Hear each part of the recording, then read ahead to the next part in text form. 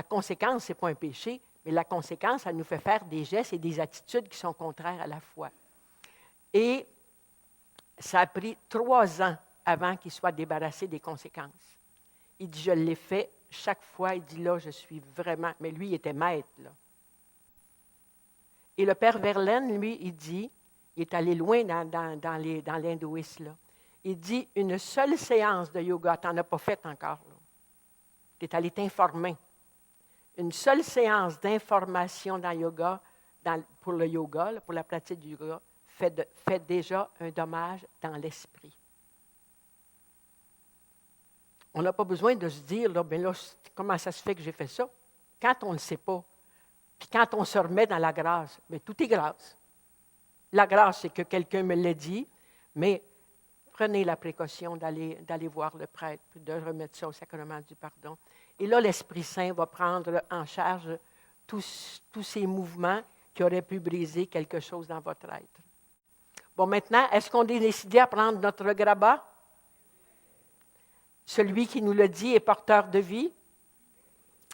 Alors, on va être invité à ouvrir. Ouvrir, c'est un état de grâce qui met à jour tout ce qui est pénible à porter. On est sollicité aujourd'hui dans notre congrès à vraiment faire cet acte d'ouverture de tout notre être. Il n'y a rien de trop grave pour Dieu. Il est tellement bon et miséricordieux. L'Esprit Saint nous motive là, aujourd'hui à ouvrir pour que le mal, peut-être qui est encore en moi, soit extirpé par la grâce, par ma décision. J'accepte de déverrouiller ce qui était fermé. Il y en a encore parmi notre assemblée qui ont des petits secrets cachés.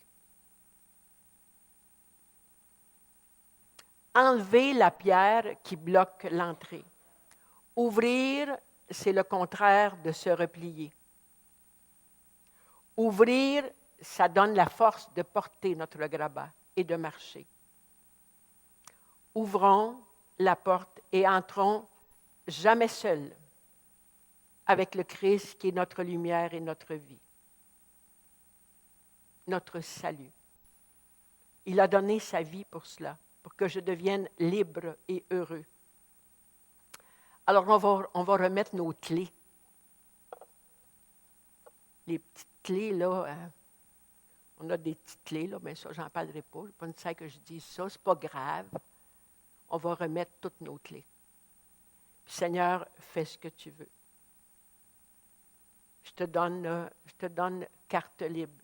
J'ai rencontré un couple là, que je suis depuis longtemps. Puis ça ne fait pas longtemps que le mari, dans un ministère, dans une rencontre, il a décidé de remettre sa clé.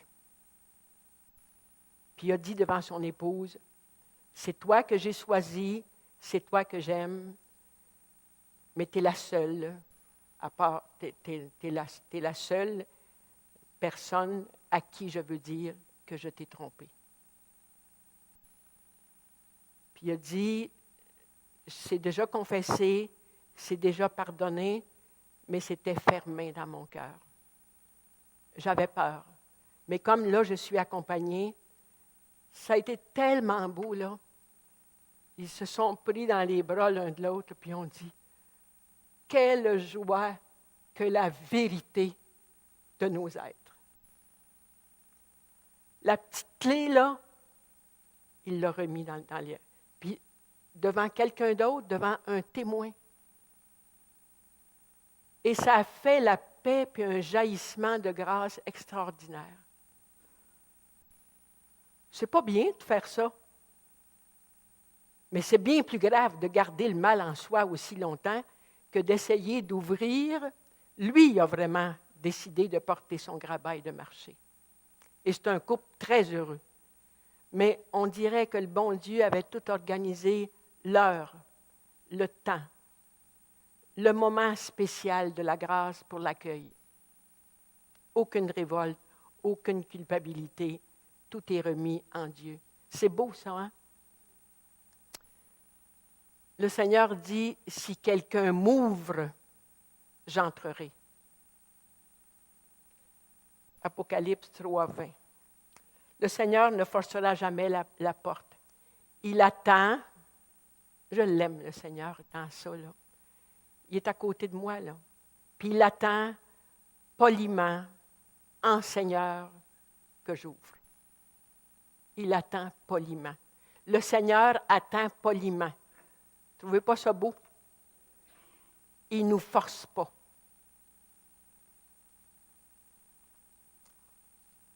On n'y refusera pas, hein?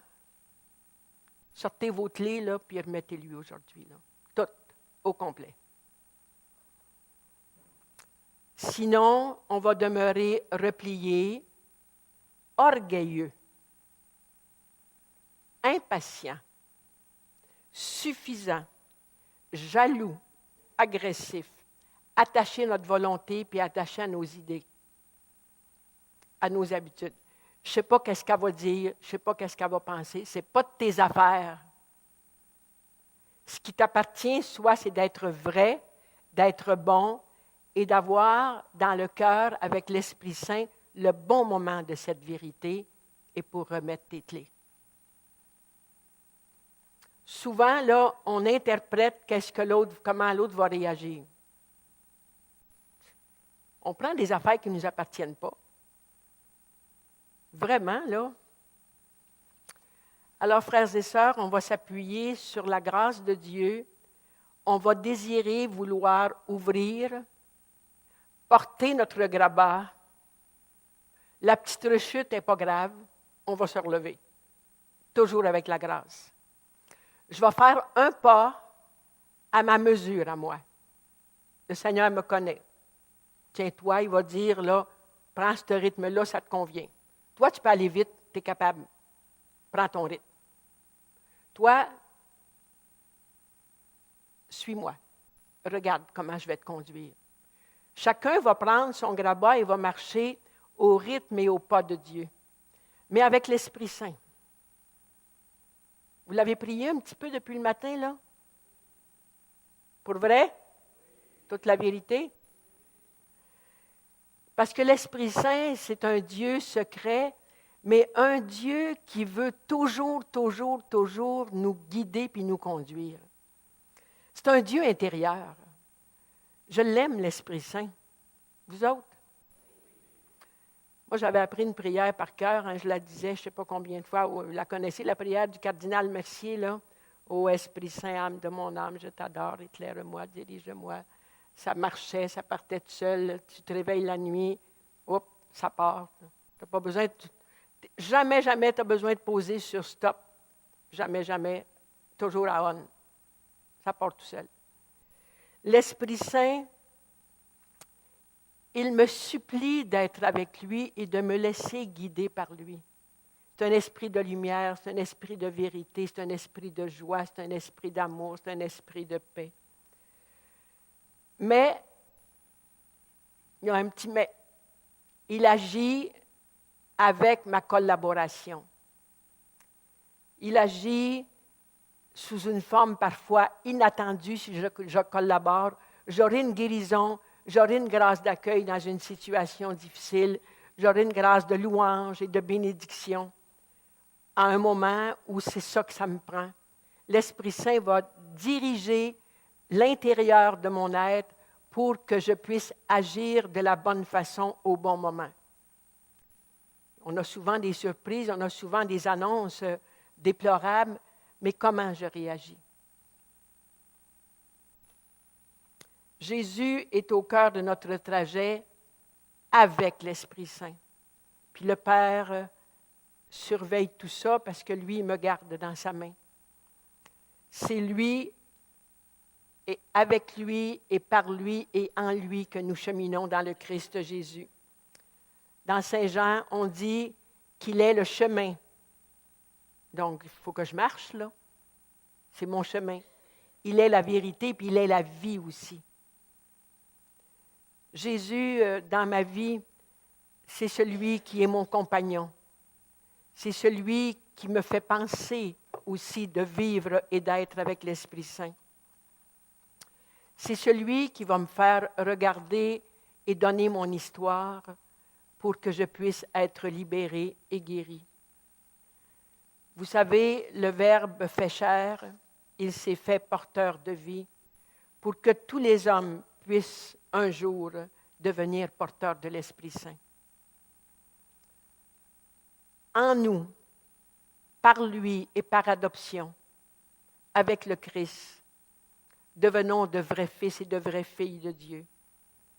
L'Esprit Saint que nous sommes nous transforme. Celui qui m'a vu a vu le Père. Cette émission a été rendue possible grâce à vous. Foi et Télévision chrétienne apprécie énormément votre soutien spirituel et temporel. Si vous ne faites pas encore partie du réseau de soutien de Foi et Télévision chrétienne, nous vous invitons à faire parvenir votre contribution à l'adresse indiquée à l'écran. Que le Seigneur, qui ne se laisse pas vaincre en générosité, vous le rende au centuple.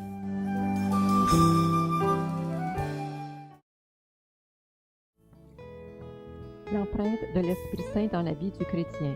Dans cette nouvelle série, l'abbé François Kibwenge explique que le baptême a laissé en nous l'empreinte de l'Esprit Saint. Aujourd'hui, quel type de chrétien, de chrétienne suis-je? Que veut dire ivresse de l'Esprit Saint? Ne pas contrister l'Esprit Saint. Ne tardez pas à vous procurer les DVD L'empreinte de l'Esprit Saint dans la vie du chrétien en faisant parvenir votre chèque à l'adresse indiquée à l'écran. Moi, je suis venu pour que les hommes aient la vie en abondance. Dans cette nouvelle série, l'abbé Jacques Kabangou cherche à éveiller en nous ce sentiment d'appartenance au Dieu qui donne la vie. L'homme ne peut pas subsister sans Dieu, sans amour. Ne tardez pas à vous procurer ces DVD en faisant parvenir votre chèque à l'adresse indiquée à l'écran.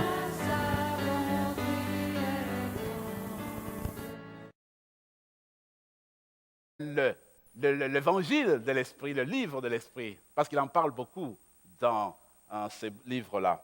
Mais en fait, ce qu'il faudrait penser, je crois, c'est ceci. L'Esprit est à l'œuvre depuis le début. Maintenant, il ne faut pas dire que l'Esprit a commencé juste avec les évangélistes. Il est à l'œuvre depuis le début. On sait bien qu'il a parlé par le prophète, nous le disons dans le credo.